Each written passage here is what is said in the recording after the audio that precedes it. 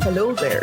Welcome to the Africa Rights Talk Podcast, a Center for Human Rights podcast series exploring a range of human rights issues through conversations with academics, practitioners, and activists.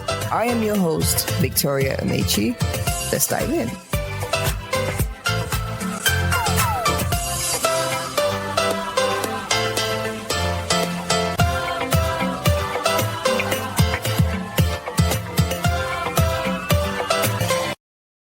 Hello, everyone.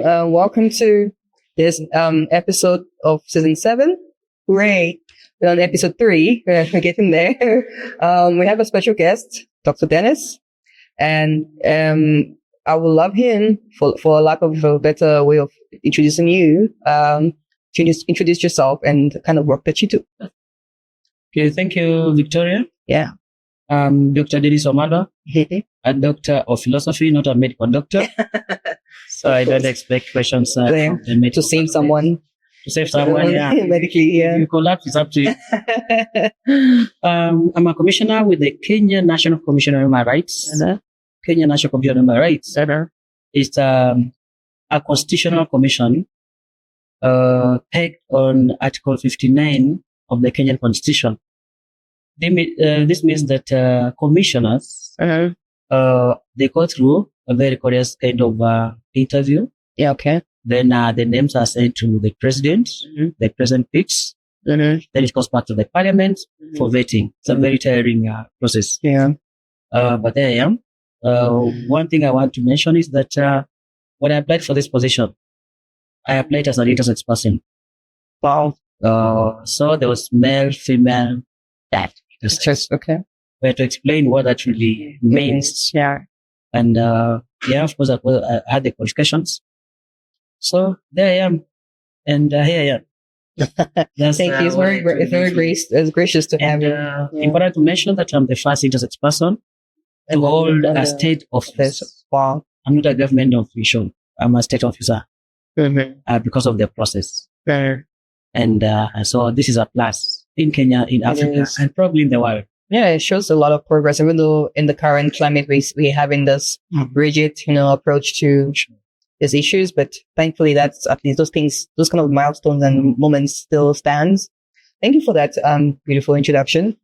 I want to ask, what currently are you working on in the commission, Kenyan Human Rights Commission? In the commission, yeah. Of course, our mandate as a commission is to protect and promote human rights in Kenya and across our borders. Yeah.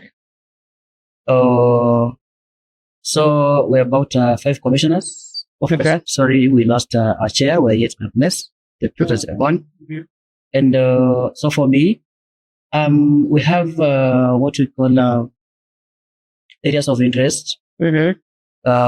So for me, I'm in charge of the most marginalized. Being an interest person, most marginalized means I'm a vocal point person for NHRIs because as a commission, we promote and protect all lives, regardless of people's sexual orientation. But specifically, I'm now spearheading the campaign for intersex persons' evolution in the community in Kenya, in Africa, that's Zambia. And then we're having children within my docket. We have the aged, the elderly. We have albinism. So I'm actually, in brief, in charge of the minority and matters of disability as a person. But of course, we have other commissioners, who are interesting, different. Yeah. Thank you for that. You mentioned the work that you do and, on these human rights issues. What may have prompted you to go into that lane of human rights work? Is there any specific background story that you want to share, you're comfortable sharing with the public, the audience, as to why that made you, think it's an important sphere of, human rights work that you want to do? Thank you, Victoria. Yeah. It's a long story, but I want to make it brief. Before I joined the commission, the commission, I was working in the HIV world with Doctors Without Borders, Medicine Sans Frontiers, for 2 years.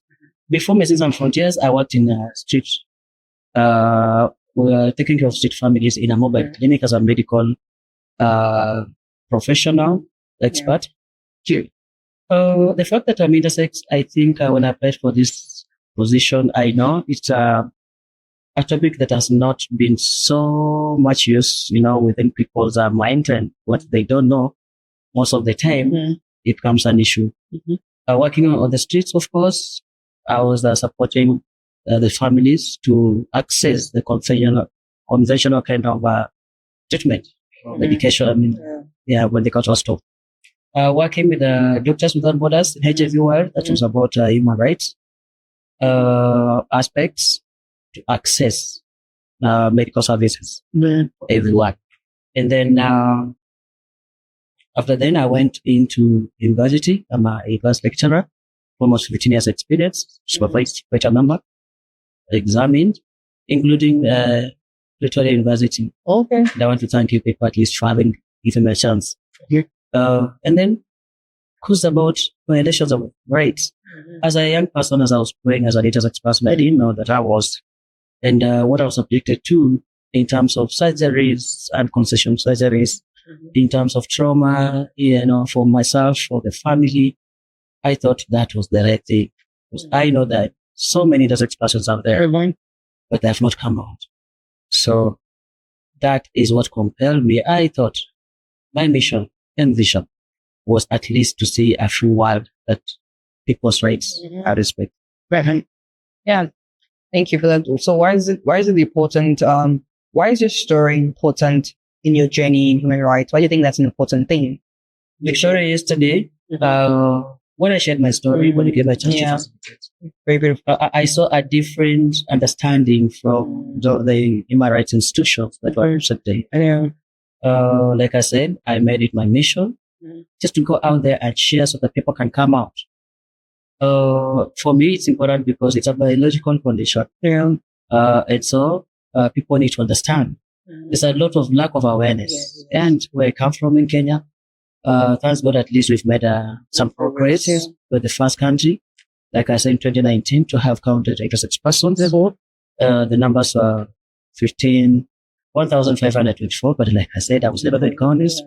So since I got this position and since I came out, I've been to several countries, over 10 countries, within 3 years. I saw people coming out, even in my own country. We have AIM right now, African Intersex Movement, that now encompasses all October on this kind of movement.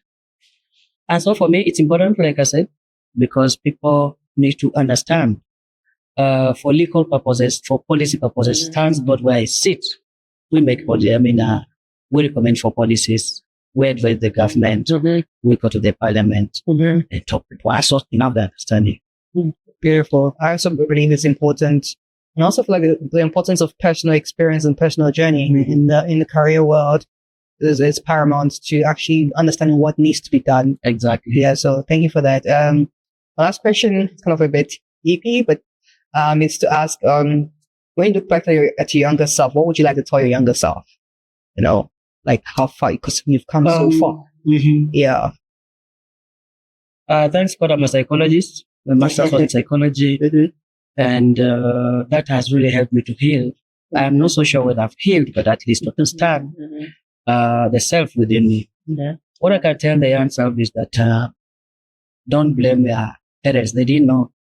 Don't blame the doctors for the 39 surgeries, which is surgeries that I was subjected to, because as a then, they were doing the best they knew. It was in the interest of the small dens.